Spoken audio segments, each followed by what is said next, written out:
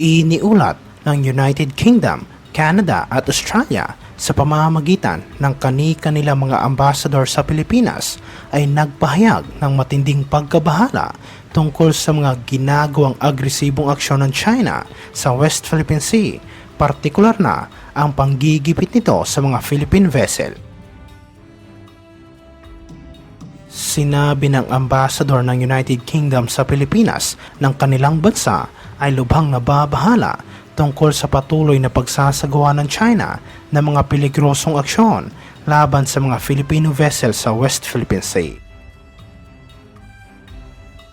Sinabi niya sa kanyang social media account ng United Kingdom ay patuloy na maninindigan tungkol sa commitment nito sa international na batas, partikular na ang United Nations Convention on the Law of the Sea o UNCLOS sa West Philippine Sea. Samantala, ang Canadian Ambassador sa Pilipinas ay nagbigay din ng pahayag at sinabi ng kanilang bansa ay nababahala tungkol sa mapanganib at unprofessional na pag-uugali ng China at nangako na susuportahan nila ang Pilipinas sa pagprotekta ng exclusive economic zone nito. Sinabi naman ni Australian Ambassador He Kyung-yu ng kanilang bansa ay nababahala sa mga report tungkol sa mga ginagawang unprofessional at mapanganib na aksyon ng komunistang bansa laban sa Pilipinas. Binigyang diin niya ang kanilang panawagan para sa kapayapaan, estabilidad at paggalang sa United Nations Convention on the Law of the Sea sa West Philippine Sea na kung saan ay itinuturing ng maraming bansa bilang isang mahalagang international na waterway. Habang ang Estados Unidos ay nanawagan naman sa China na itigil na nito ang mga provokatibo at mapanganib na aksyon sa West Philippine Sea at iginit na mananatiling nakasuporta ang Washington sa harap ng patuloy na panghihimasok ng Chinese Coast Guard sa teritoryo ng Manila. Sa inilabas na pahayag ng US Embassy sa Manila, sinabi nito na ang Estados Unidos ay patuloy na maninindigan kasama ang Pilipinas na kaalyado nito sa pagpapanatili at pagprotekta sa rules-based na International Maritime Order. Muling iginit nito ng isang armadong pag-atake sa Pasipiko na kinabibilangan ng West Philippine Sea sa mga armadong puwersa ng Pilipinas, public vessel o aircraft, kabilang ang Coast Guard ng bansa ay mag-aaktiba sa Mutual Defense Commitment ng Washington sa ilalim ng 1951 US-Philippines Mutual Defense Treaty.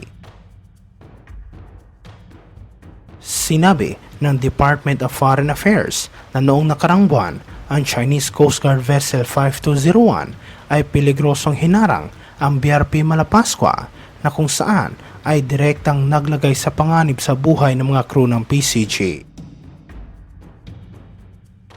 Samantala sa ibang aspeto naman, iniulat na dumating na umano ang mga barko ng Estados Unidos upang tulungan ang Philippine Coast Guard sa ginagawa nitong resupply mission para sa mga tropang nakaistasyon sa BRP Sierra Madre.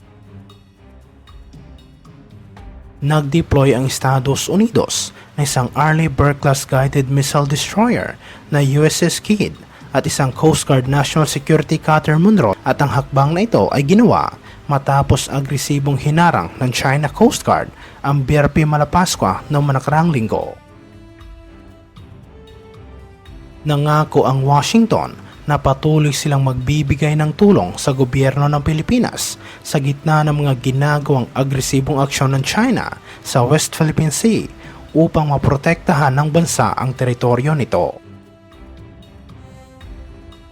Agad namang nagpasalamat ang sandatahang lakas sa ibinigay na tulong at suporta ng Estados Unidos at sinabi na tatanawin nila ito bilang isang malaking utang na loob. Nangako din ang gobyerno na mas palalakasin pa ang kooperasyon nito sa Washington sa pamamagitan ng agarang pagpapatupad ng Enhanced Defense Cooperation Agreement.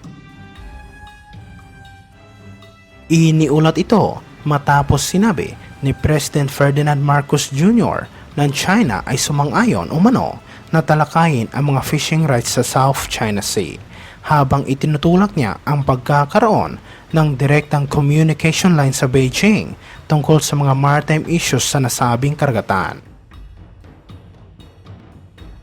Sinabi niya na sumang-ayon ang China na pag-usapan ang mga karapatan ng mga Pilipino na mangisda sa South China Sea, at sinabihan niya ang Philippine Coast Guard at Department of Foreign Affairs na bumuo ng isang mapa para sa mga fishing grounds na kung saan ay ipapakita nila sa Beijing.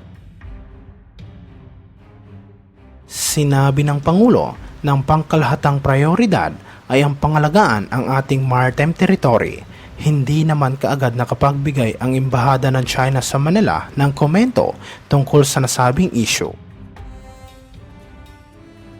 Inakusahan ng Pilipinas ang Chinese Coast Guard ng pagsasagawa ng mga agresibong taktika kasunod ng isang insidente na kung saan hinarang ng CCG Vessel 5201 ang isang barko ng Philippine Coast Guard sa Ayungin Shoal. Hinimok naman ng Estados Unidos ang China na tigilan na ang mga ginagawa nitong panggigipit sa mga Philippine vessels sa West Philippine Sea, habang sinabi ng Beijing na handa silang pag-usapan ang mga maritime issues sa mga bansang sangkot sa sigalot, at binalaan nito ang Washington laban sa anumang panghihimasok. Inaangkin ng China ang soberanya ng halos buong South China Sea sa pamamagitan ng tinatawag nitong 9-dash line na kung saan ay umabot ng mahigit sa 1,500 kilometro mula sa mainland at lampas din sa mga exclusive economic zone ng Vietnam, Pilipinas, Malaysia, Brunei at Indonesia.